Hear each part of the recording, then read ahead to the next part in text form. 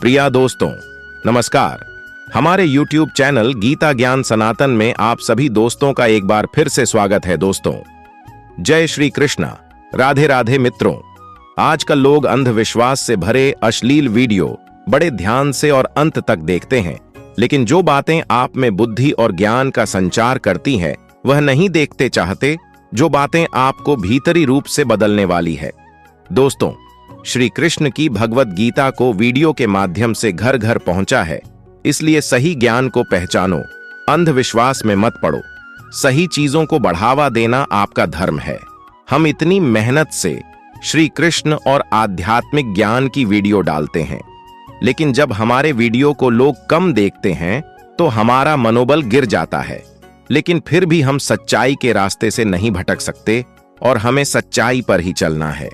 भले ही हमारी वीडियो लोग कम देखें, पर हम लोगों को गलत चीज नहीं दिखाएंगे और गीता और भगवान श्री कृष्ण के नाम पर कुछ भी नहीं बताएंगे।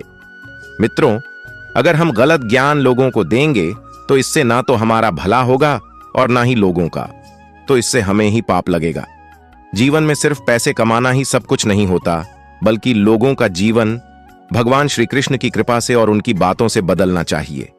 हमें गीता को घर घर पहुंचना है, लेकिन यह तभी हो सकता है जब आप सब लोग हमारे साथ हो और आप लोग भी हमारी इस यात्रा में हमारा सहयोग करें और ज्यादा से ज्यादा भगवान की बातों को अपने जीवन में उतारने का प्रयास करें और लोगों के पास से ज्यादा शेयर करें, लाइक करें। अगर आपके मन में कोई सवाल हो, कोई दुविधा हो, तो आप हमें कमेंट बॉक्स में जाकर पूछ सकते हैं। आपने गीता ज्ञान की इस यात्रा में हमारा साथ दिया, इसके लिए आपका बहुत बहुत धन्यवाद। दोस्तों, भगवान श्री कृष्ण कहते हैं कि हर वक्त अपनी कामनाओं और इच्छा में डूबे रहना ही इंसान के सभी दुखों का कारण है। अगर वो इससे मुक्त होकर अपना कर्तव्य निभाए तो उसका जीवन खुशहाल होगा।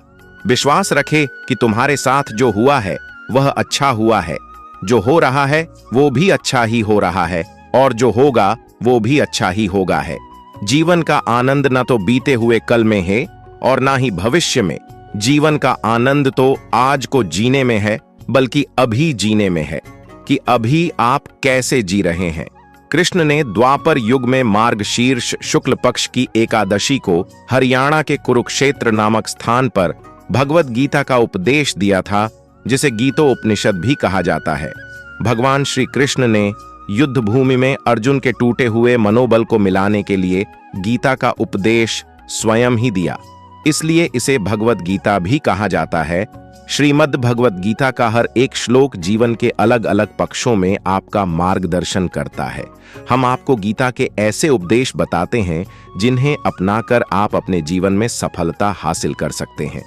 महाभारत के युद्ध में जब अर्जुन दुविधा में थे, मन संशय में घिरा हुआ था, कोई रास्ता सूझ नहीं रहा था, तब भगवान श्री कृष्ण ने उन्हें जीवन दर्शन का ऐसा रास्ता दिखाया जो पूरी दुनिया के लिए प्रेरणा स्रोत है।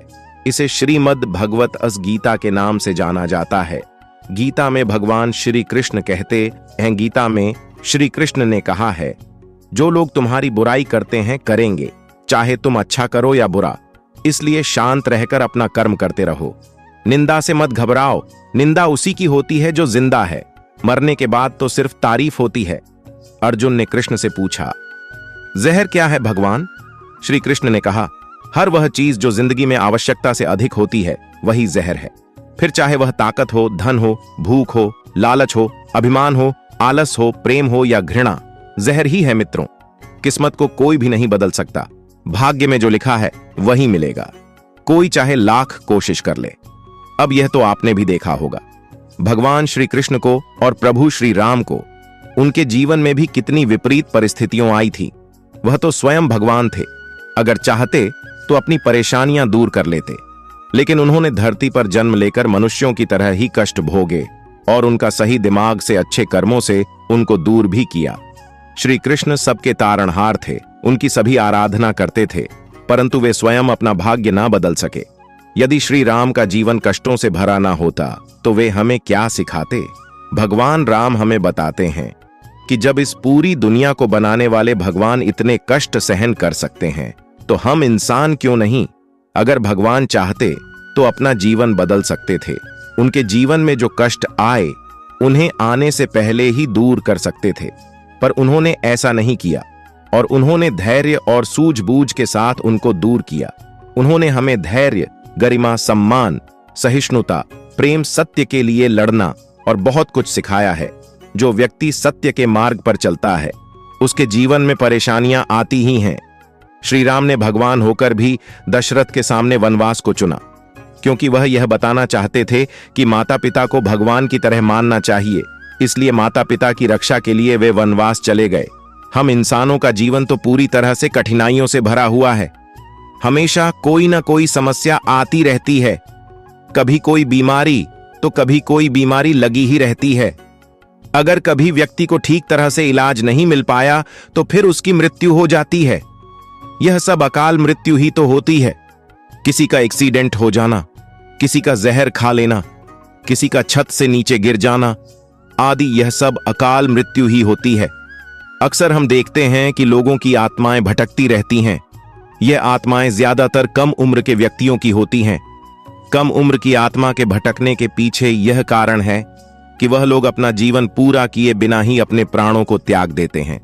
फिर जितना समय उनको दिया गया था शरीर को धारण करने के लिए, वह उसको बिना पूरा किए ही चले जाते हैं और उनकी आगे गति नहीं हो पाती है। उनकी इच्छाएं वगैरह भी सब अधूरे रह जाते हैं, जिसकी वजह से वह भटकते रहते हैं।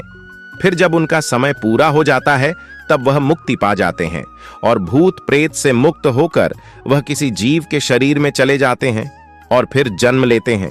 यह सब यही तो दर्शाता है। किसी भी व्यक्ति की अकाल मृत्यु का कोई भी समय निश्चित नहीं होता है। अब आत्मा के बारे में गीता में तो यही बताया गया है कि आत्मा अजर अमर है। बाकी रही बात आत्मा के भटकने की, तो ऐसी बातों पर विश्वास नहीं करना चाहिए और भगवान पर भरोसा रखना चाहिए। भगवान श्री कृष्ण ने अपनी मधुर वाणी में, पवित्र गीता में और क्या क्या कहा है। बुरे वक्त की एक खासियत है, यह जब भी आता है अपने पराये का फर्क समझा देता है। आप अपना मन साफ रखो। दूसरों में कमी निकालने के लिए हजार लोग बैठे हैं। जिंदगी में कभी कभी दिमाग के बजाय दिल की भी सुन लेना चाहिए। जिंदगी खुद रास्ते दिखाने लग जाएगी। सफलता भी उन्हीं को मिलती है जो दूसरों में नहीं, अपने अंदर कमियां ढूंढने की हिम्मत रखते हैं। जिंदगी में सफल बनने के लिए हारना जरूरी है। हार कर सफल होने के लिए फिर कोशिश करना जरूरी है। ख्वाहिशों के रंग में तेरे सपनों की आग है। मेहनत कर डट कर, क्योंकि उसमें ही तेरी इज्जत का ताज है। जो चीज आपको नामुमकिन लगती है उसी को मुमकिन बनाने में मजा आता है।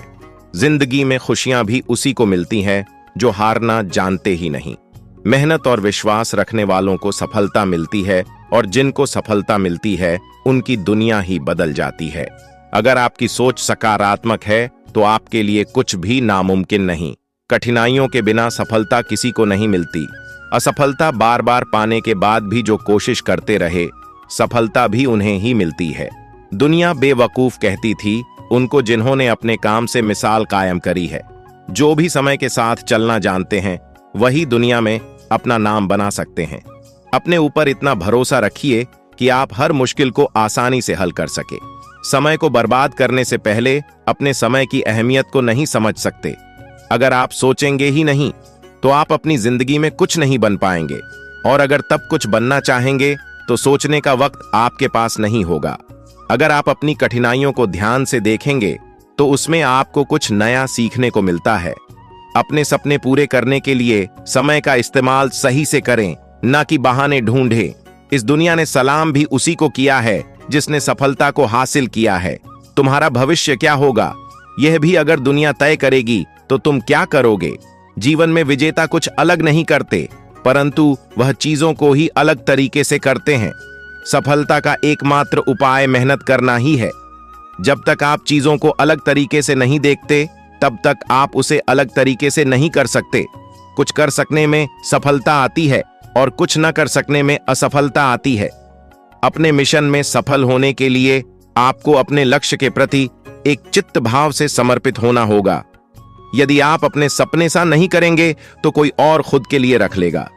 सफलता अनुभव से आती है और अनुभव हमेशा बुरे अनुभव से आता है। सफलता तुम्हारा परिचय दुनिया से करवाती है। और असफलता तुम्हें दुनिया का परिचय करवाती है। जो लोग गिरने से डरते हैं वह कभी भी जीवन में उड़ान नहीं भर सकते। यदि आप बहाने बनाते हैं मतलब सफल तो बनना चाहते हैं लेकिन कार्य करने से जी चुराते हैं। सफलता और बहाने कभी एक साथ नहीं हो सकते। कोशिश हमें अंतिम क्षण तक करनी चाहिए। जीवन में सफलता मिले या ना मिले, परंतु तजुर्बा तो मिलेगा ही। महाभारत काल में पांडवों और कौरवों में राज्य संपत्ति को लेकर मतभेद था। पांचों पांडव युधिष्ठिर, भीम, अर्जुन, नकुल व सहदेव धर्म का पालन करते थे। कौरवों में गेट, दुर्योधन दुराचारी और लालची था। पांडव और कौरव एक ही परिवार से थे, लेकिन दोनों की नीयत में दिन रात का अंतर था। पांडु की मृत्यु के बाद धृतराष्ट्र अपने इष्टपुत्र दुर्योधन को राजा बनाना चाहता था। दुर्योधन का मामा शकुनी कौरवों को पांडवों के खिलाफ भड़काता रहता था। पुराणों के अनुसार भगवान श्री कृष्ण को कौरव और पांडवों के भविष्य के बारे में सब पता था। वे चाहते थे कि युद्ध ना हो, इसलिए श्री कृष्ण स्वयं 3 बार शांति दूत बनकर आए और कौरव पांडवों के बीच सुलह करानी चाहिए, किंतु दुर्योधन नहीं माना।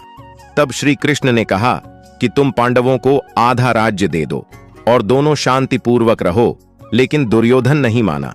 तब पांडवों ने कहा कि हमें राज्य की लालसा नहीं है, हमें केवल 5 गांव दिलवा दीजिए और पूरा राज्य चाहे दुर्योधन को दे दीजिए। लेकिन दुर्योधन ने साफ इनकार कर दिया और कहा कि 5 गांव तो क्या वह सुई की नोक जितनी जगह भी नहीं देगा। दुर्योधन ने पांडवों से कहा कि अगर तुम्हें 5 गांव चाहिए तो कुरुक्षेत्र में आकर हमसे युद्ध करना होगा, हमें पराजित करके राज्य हासिल करना होगा। तब दोनों पक्षों में युद्ध का आगाज हुआ। भगवान श्री कृष्ण अर्जुन के रथ के सारथी बने थे। तब युद्ध भूमि में अर्जुन ने देखा कि उनके विपक्ष में उन्हीं का परिवार सामने है, उन्हीं के गुरु भाई बंधु हैं। इसलिए वह बोले कि यह तो अधर्म है, मैं अपने ही परिवार के साथ राज्य के लिए कैसे युद्ध कर सकता हूं। अर्जुन ने कहा कि हे माधव, मुझसे यह नहीं होगा, अपने ही परिवार के विरुद्ध मैं नहीं हो सकता। तब श्री कृष्ण ने कुरुक्षेत्र के मैदान में अर्जुन को उपदेश देते हुए कहा कि हे पार्थ, तुम्हें अपने क्षत्रिय धर्म का पालन करना चाहिए और एक क्षत्रिय की भांति अपने अधिकारों के लिए लड़ना चाहिए, यही तुम्हारा धर्म है। पांडवों से क्षमा मांगी। पांडवों ने उसे अपने अज्ञातवास की बात बताकर उसकी शर्मिंदगी को दूर किया। राजा विराट ने अपनी पुत्री उत्तरा का विवाह अर्जुन के साथ करने का प्रस्ताव रखा, किंतु अर्जुन ने कहा, राजन, उत्तरा को मैंने शिष्या की भांति समझा है, वह मेरी पुत्री के समान है। यदि आप उसका विवाह करना ही चाहते हैं तो मेरे पुत्र अभिमन्यु के साथ कर दें। राजा विराट ने अर्जुन की बात मान ली। कुछ समय बाद दुर्योधन ने अपने दूध को भेजकर युधिष्ठिर को कहलवान से पहले ही पहचान लिए गए हैं, इसलिए उन्हें शर्त के अनुसार फिर से 12 वर्ष का वनवास भोगना चाहिए। दूत की बात पर युधिष्ठिर मुस्कुराए और बोले, दूत, शीघ्र वापस जाकर दुर्योधन से कहो कि पितामह भीष्म और ज्योतिष शास्त्र के जानकारों से काल गणना कराक निश्चित करें कि अर्जुन ने जिस समय अपने धनुष की टंका करके अपने आप को प्रकट किया, उस समय अज्ञातवास की अवधि पूरी हो चुकी थी या नहीं। मैं यह निश्चय पूर्वक कह सकता हूं कि अर्जुन ने जिस समय धनुष की टंका की थी उस समय 13वां वर्ष समाप्त हुए।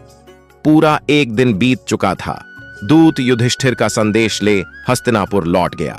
दोस्तों, तभी गीता में कहा गया है कि क्रोध, लोभ, मोह यह सब मानवीय इंद्रियों के दोष हैं।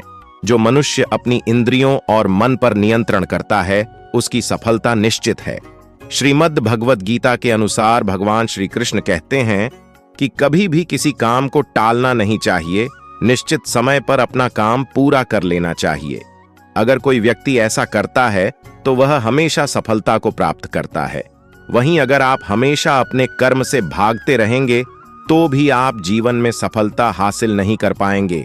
गीता में कहा गया है कि यदि व्यक्ति का कर्म सही दिशा में हो तो वह बड़ी से बड़ी मुश्किल का सामना भी आसानी से कर लेता है और कभी उसे असफलता का सामना नहीं करना होता है।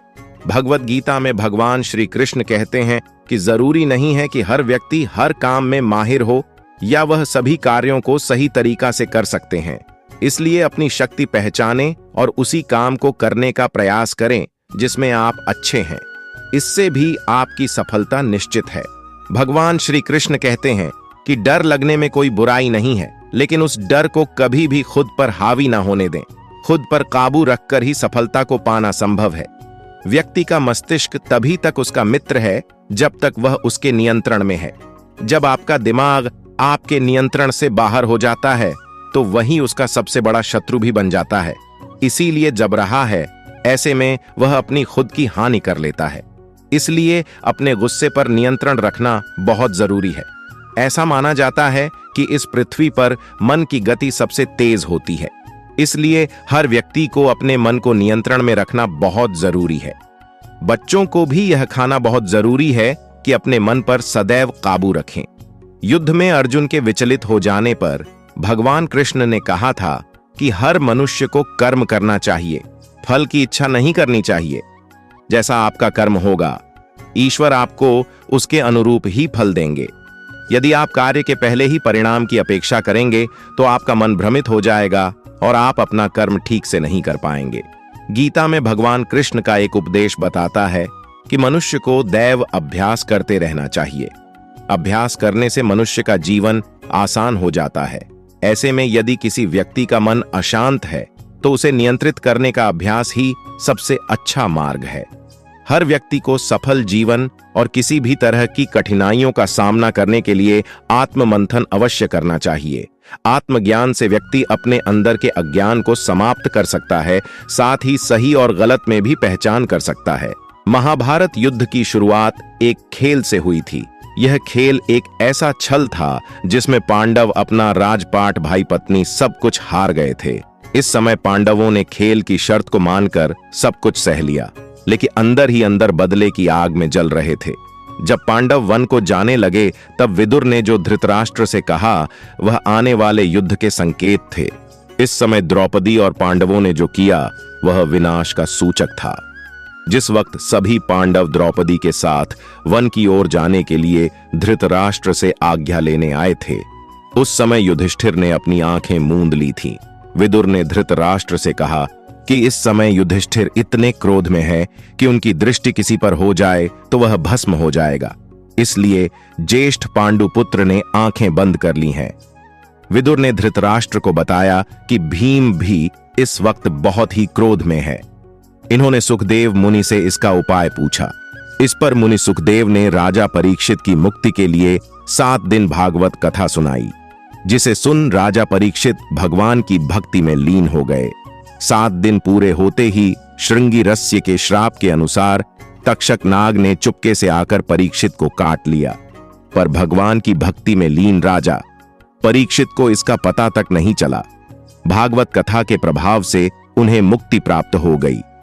मैं तो दोस्तों, आप सोच सकते हैं कि भागवत कथा कितनी पवित्र किताब है। इसका श्रवण करने से मनुष्य के सभी पाप धुल जाते हैं और उसका कल्याण हो जाता है। शास्त्रों पुराणों में बताया गया है कि मनुष्य धरती पर रहकर जो भी अच्छे या बुरे कर्म करते हैं, उन सभी कर्मों का लेखा जोखा मृत्यु के बाद होता है और उसके अनुसार सजा और पुनर्जन्म मिलता है। ईश्वर की दृष्टि में जो अच्छे कर्म यानी आपके काम होते हैं उसे पुण्य कहा जाता है, और जो बुरे कर्म होते हैं उन्हें पाप कहा जाता है। पुराणों में कई अच्छे और बुरे कर्मों के बारे में बताया गया।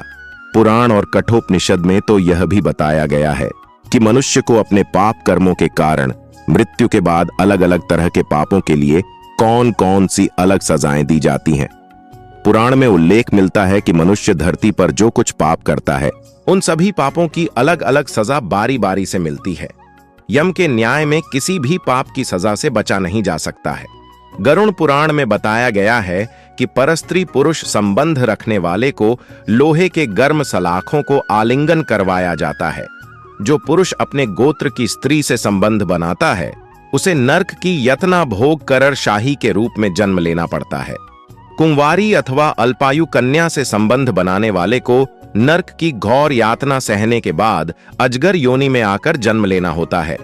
जो व्यक्ति काम भावना में होकर गुरु की पत्नी का मान भंग करता है, ऐसा व्यक्ति वर्षों तक नर्क की यातना सहने के बाद गिरगिट की योनि में जन्म लेता मित्र के साथ विश्वासघात करके उसके पत्नी से संबंध बनाने वाले को यमराज गधा की योनि में जन्म देते हैं। लेकिन व्यभिचार और धोखा देने से भी बड़ा एक पाप है जिसकी सजा कठोर है। महाभारत के समय एक व्यक्ति ने ऐसा पाप किया था, लेकिन आजकल बहुत से लोग ऐसे पाप करने लगे हैं। जानिए वह पाप क्या है और इसकी सजा क्या है। तो दोस्तों, भगवान श्री कृष्ण ने दृष्टि में जो सबसे बड़ा पाप है वह है भ्रूण। महाभारत युद्ध समाप्त होने के बाद जब द्रोणाचार्य के पुत्र अश्वत्थामा ने उत्तरा के गर्भ में पल रहे बालक परीक्षित पर ब्रह्मास्त्र का प्रयोग करके उसकी हत्या कर दी, तब भगवान श्री कृष्ण सबसे अधिक क्रोधित हुए थे। श्री कृष्ण ने उस समय ही यह घोषणा कर दी थी कि अश्वत्थामा का पाप सबसे बड़ा पाप है, क्योंकि उसने एक अजन्म बालक की हत्या की थी। श्री कृष्ण ने इस पाप की सजा स्वयं अश्वत्थामा को दी थी। श्री कृष्ण ने अश्वत्थामा के सिर पर लगा चिंतामणि रत्न छीन लिया और शाप दिया कि तुमने जन्म तो देखा है, लेकिन मृत्यु को नहीं देख पाओगे। यानी जब तक सृष्टि रहेगी तुम धरती पर जीवित रहोगे और कष्ट प्राप्त करोगे। भ्रूण की हत्या करने वाले के लिए सबसे कठोर सजा निर्धारित है और ऐसे व्यक्ति को कई युगों तक इस सजा का दंड भुगतना पड़ता है। कर्म आपके हाथ में है, परिणाम नहीं, इसलिए कर्म पर ध्यान लगा, कर्म के अनुरूप परिणाम तय है। भगवान कृष्ण कहते हैं कि इंसान हर वक्त अपनी कामनाओं और इच्छाओं में डूब रहा है और यही उसके सभी दुखों का कारण है। अगर वह इससे मुक्त होकर अपना कर्तव्य निभाए तभी उसका जीवन सार्थक होगा। गीता में श्री कृष्ण ने कहा है कि शांत चित्त में भगवान का वास है। जब मनुष्य पर क्रोध छाता है तो उसकी बुद्धि सही निर्णय नहीं ले पाती। इसलिए क्रोध का त्याग कर व्यक्ति को जीवन के लक्ष्यों की तरफ जाना चाहिए। गीता का उपदेश है कि हर व्यक्ति को कर्म में विश्वास करना चाहिए, क्योंकि यह जगत ही कर्मलोक है। कर्म आपके हाथ में है, परिणाम नहीं, इसलिए कर्म पर ध्यान लगाए, कर्म के अनुरूप परिणाम तय है। भगवान कृष्ण कहते हैं कि इंसान हर वक्त अपनी कामनाओं और इच्छाओं में डूबा रहा है और यही उसके सभी दुखों का कारण है। अगर वह इससे मुक्त होकर अपना कर्तव्य निभाए तभी उसका जीवन सार्थक होगा। गीता में श्री कृष्ण ने कहा है कि शांत चित्त में भगवान का वास है। जब मनुष्य पर क्रोध छाता है तो उसकी बुद्धि सही निर्णय नहीं ले पाती। इसलिए क्रोध को त्याग कर व्यक्ति को जीवन के लक्ष्यों की तरफ जाना चाहिए।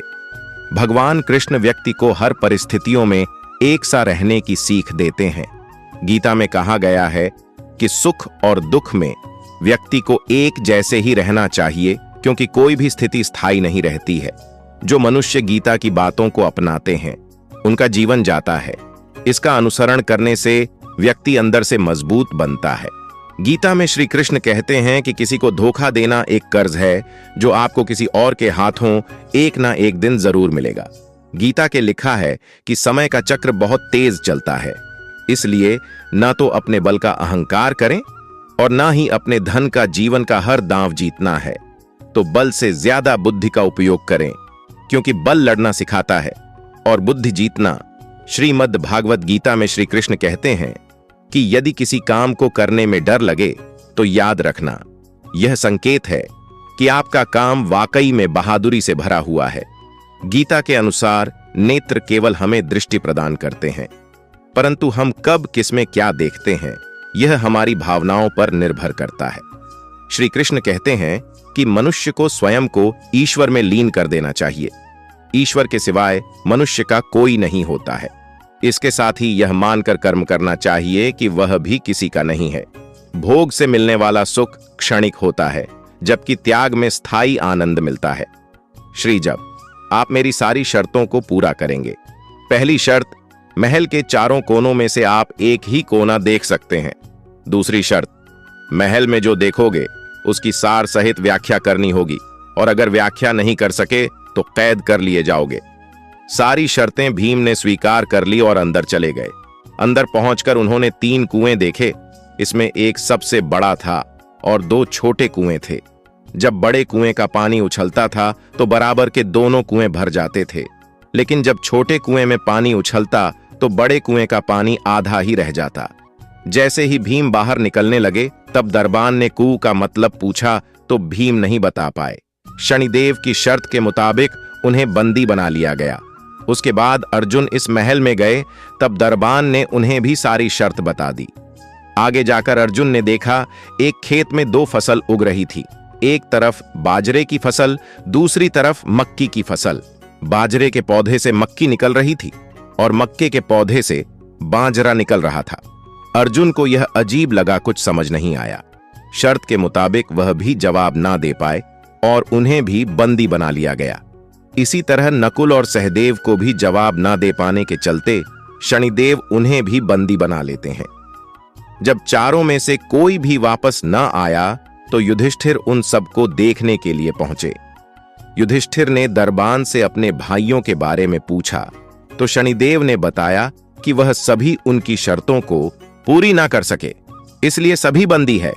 तब युधिष्ठिर ने उन सब की मदद करने की सोची। सबसे पहले भीम के सवाल का जवाब दिया गया। भीम के कुएं के दृश्य के बारे में युधिष्ठिर ने बताया कि इसका अर्थ है कि कलयुग में एक पिता 2 बेटों का पेट तो भर देगा, लेकिन 2 बेटे अपने एक पिता का पेट नहीं भर पाएंगे। अर्जुन के दृश्य का जवाब कुछ इस तरह था कि कलयुग में विवाह के लिए जात पात का भेद नहीं किया जाएगा। लोग अपने कुल की मर्यादा को त्याग कर किसी भी कुल में विवाह करने लगेंगे। युधिष्ठिर ने नकुल के देखे हुए दृश्य, यानी कि जब गायों को भूख लगती है तो वह अपनी बछिया का दूध पीती है, का अर्थ बताया कि कलयुग में माताएं अपनी बेटियों के घर में पल्लेगी, बेटी का दाना खाएगी और बेटे सेवा नहीं करेंगे। सहदेव ने एक चांदी के सिक्के पर सोने की विशाल शिला को टिके हुए देखा था। युधिष्ठिर ने इसका अर्थ बताया कि कलयुग में पाप धर्म को दबाता रहेगा, परंतु धर्म फिर भी जिंदा रहेगा, खत्म नहीं होगा। इसके बाद चारों भाई वहां से मुक्त हो गए और शनिदेव की परीक्षा में युधिष्ठिर सफल हुए। कथा के अनुसार यह सब चीजें आज के समय में घटित हो रही हैं। पांडवों को जब अज्ञातवास मिला तो वह सब गहन वन में मिले। गहन वन में पहुंचकर पांडव आगे के कार्यक्रम पर विचार करने लगे। सभी ने तय किया कि मत्स्य देश में राजा विराट के विराट नगर में जाकर रहना ठीक होगा। वह नगर बहुत ही सुंदर और समृद्ध है। मत्स्य देश का राजा विराट शक्ति संपन्न है और दुर्योधन का विरोधी भी है। उसके यहाँ छिपकर छद्म वेश में रहा जा सकता है। परस्पर तय करके सभी विराट नगर पहुंचे और सभी ने अपने अपने अनुसार अपना छद्म रूप धारण कर लिया। युधिष्ठिर ने सन्यासी का वेश बनाया और कंक नाम से राजा के पास पहुंचा। युधिष्ठिर ने कहा, राजन, मेरा नाम कंक है। मैं ज्योतिषी हूं। वेद वेदांग का मुझे ज्ञान है। मैं युधिष्ठिर का मित्र रह चुका हूं और चौपड़ खेलने में माहिर हूं। मैं आपकी सेवा में आना चाहता हूं। विराट ने उसे अपनी सेवा में रख लिया। इसी प्रकार भीम विराट के रसोइया बल्लभ बन गए और अर्जुन बहन के स्त्री रूप में रवास की स्त्रियों को नाच गाना सिखाने लगे। विशेषकर विराट की कन्या उत्तरा को द्रौपदी सर्री के नाम से विराट की पत्नी सुदेशना की दासी बन गई। नकुल ग्रंथ के रूप में राजा की अवला में घोड़ों की नस्ल सुधारने के काम पर लग गए और सहदेव तंतपाल नामक ग्वाला बनकर गाय बैलों की देखभाल के काम पर राजा की गौशाला को संभालने लगे। राजा की सेवा में जाने से पहले पांडवों ने अपने अस्त्र शस्त्र नगर के बाहर एक शमी वृक्ष पर छिपाकर रख दिए थे। सारा काम बहुत सफाई से निबट गया था। किसी को जरा भी शक नहीं हो सका था कि वे 5 कुरुवंश के महानायक हैं और द्रौपदी पांचाल नरेश की पुत्री है। समय आराम से कट रहा था, परंतु बीच बीच में व्यवधान हो जाते थे। रानी सुदेशना का भाई कीचक बहुत ही बलिष्ठ और वीर था। मत्स्य देश की सेना का वही नायक था। कीचक की धाक दूर दूर तक फैली हुई थी। इसी से वह अत्यंत अहंकारी और चरित्रहीन था। वनवास में एक दिन उसकी दृष्टि सर्री बनी। द्रौपदी पर गई तो वह उसे पाने के लिए लालायित हो उठा। उसने कई बार उसके साथ छेड़छाड़ करने की कोशिश की तो द्रौपदी कुंठित हो उठी, परंतु संकोच के कारण वह किसी से कुछ नहीं कह सकी। अपनी इच्छा पूर्ति के लिए पहले कीचक ने अपनी बहन सुदेशना का सहारा लिया, पर कामयाब नहीं हो सका। जब उसने सर्री को ज्यादा परेशान किया तो उसने अपने मन की व्यथा भीम को बताई। भीम ने उसे चालाकी से नृत्यशाला में बुलाने के लिए कहा। सर्री ने उसे रात्रि में मिलने के लिए नृत्यशाला में बुलाया। कीचक सज-धज कर रात्रि में नृत्यशाला में पहुंचा। वहां भीम ने उसे पकड़ लिया। दोनों में मल्ल युद्ध हुआ। कीचक भी कम बलवान नहीं था, परंतु अंत में भीम ने कीचक को मार डाला। और उसका शव नृत्यशाला में फेंक कर चला गया। कीचक का समाचार सुबह होते ही सारे राज्य में जंगल की आग की भांति फैल गई। उसे किसने मारा यह पता नहीं चल सका। रानी सुदेशना को शक अवश्य हुआ कि सर्री के गंधर्व पति ने कीचक की हत्या की है। कीचक वध की खबर हस्तिनापुर पहुंची तो दुर्योधन को शक हुआ कि कीचक जैसे बलशाली सेना नायक की हत्या या तो बलराम कर सकते हैं या फिर भीम पांडवों के 12 वर्ष का वनवास पूरा होने के बाद से ही दुर्योधन अपने गुप्तचरों से उनकी खोज करा रहा था, ताकि अज्ञातवास में उन्हें खोज कर फिर से 12 वर्ष के लिए वन में भेजा जा सके। परंतु वह सफल नहीं हो रहा था। कीचक वध से उसे आशा बंधी कि हो ना हो यह भीम का ही काम है, क्योंकि बलराम का कीचक से कोई बैर भाव नहीं था। कर्ण और शकुनी से परामर्श करके दुर्योधन विराट नगर पर आक्रमण करने चला गया। वहां पहुंचकर उसके अनुचर ने विराट की हजारों गायों का अपहरण कर लिया और उन्हें हस्तिनापुर ले जाने लगा। इस प्रकार विराट से युद्ध करने का यह खुला निमंत्रण था। सारे ग्वाले विराट के पुत्र उत्तर के पास पहुंचकर दुहाई देने लगे। हस्तिनापुर की विराट सेना का समाचार सुनकर राजकुमार उत्तर घबरा गया। वह उससे युद्ध करना नहीं चाहता था, परंतु द्रौपदी के समझाने पर वह बृहल को अपना सारथी बनाकर रण क्षेत्र में जा पहुंचा। किंतु रण क्षेत्र में कौरवों की सेना देखकर उसके पसीने छूट गए। वह रणत्र छोड़कर भागने लगा। तब बहला ने उसे समझाया और स्मशान में शमी वृक्ष के पास पहुंचे। वहां शमी वृक्ष से उन्होंने अपने अस्त्र शस्त्र उतारे। उन्हें देखकर उत्तर चौंका। तब बहला ने उसे अपना और अपने भाइयों का परिचय दिया। राजकुमार उत्तर अर्जुन के पैरों में गिर गया। अर्जुन ने उससे रथ हाँकने के लिए कहा और उसे हिम्मत बंधाई। रण क्षेत्र में पहुंचकर अर्जुन ने अपने गांडीव धनुष की टंक की और देवदत्त नामक श बजाकर युद्ध का बिगुल बजा दिया। अर्जुन के धनुष की टंक सुनकर कौरव सेना में खलबली मच गई। सैनिक थर्रा उठे। देखते ही देखते अर्जुन की भयानक बाण वर्षा ने कौरव सेना को तितर बितर कर दिया। उसने गायों के झुंड को आजाद करा लिया।